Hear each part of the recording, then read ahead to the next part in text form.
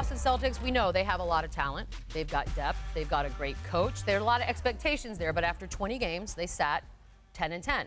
And then they tore off 8 straight wins. We're not going to talk about that Phoenix loss. Not yet, anyways. So we want to find out what exactly changed. Nerd alert, we've got charts. Charts actually do imitate life, ladies and gentlemen. Because here's where it is. On offense, do this to I'm going to do it. But here we go. Nerd, before the 19th of November, things were in. Then things got a lot better because Brad Stevens tweaked. Look, Gordon Hayward came off the bench. Jaylen Brown. Celtics as a unit, first in offensive efficiency, third in shooting percentage. Both these guys thriving right now in their new roles. Marcus Smart also thriving as a starter.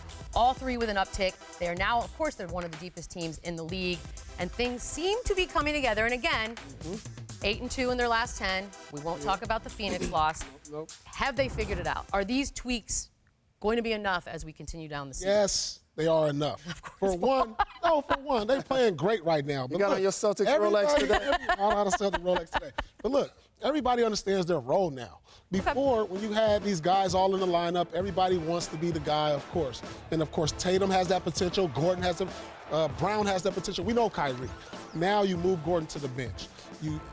It started when they moved Marcus Smart to the starting lineup, for one.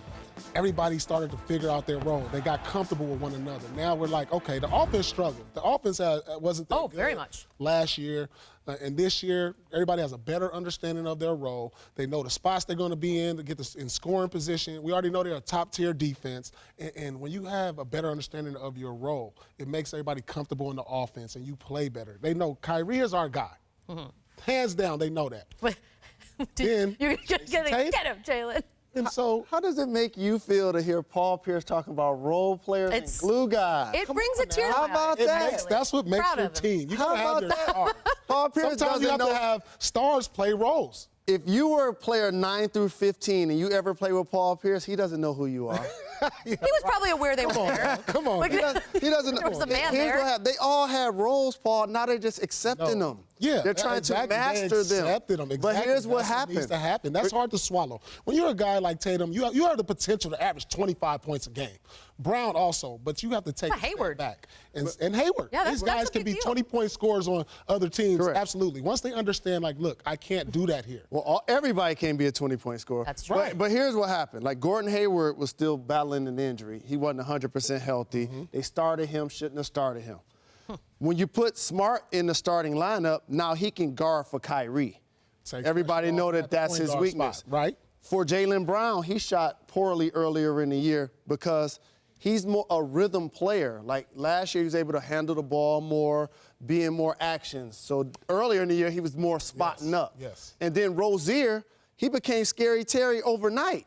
And to your point, now you got to put that toothpaste back in the bottle and play him limited minutes. In his head, I'm a starter. Yeah, but so now they're accepting their role. That takes time because you're accustomed one way, which they were once Kyrie went down. Gordon, they were accustomed to playing a certain way at the end of the last year. Now they're like, okay, I can't do this year. We have better players in the lineup, Kyrie and Gordon, so we have to take a step back and redefine our roles. I got to ask you a question. That's what they're starting to do. Hall of Famer, former Boston Celtic. So obviously Aaron Baines is going to be out for a couple of weeks.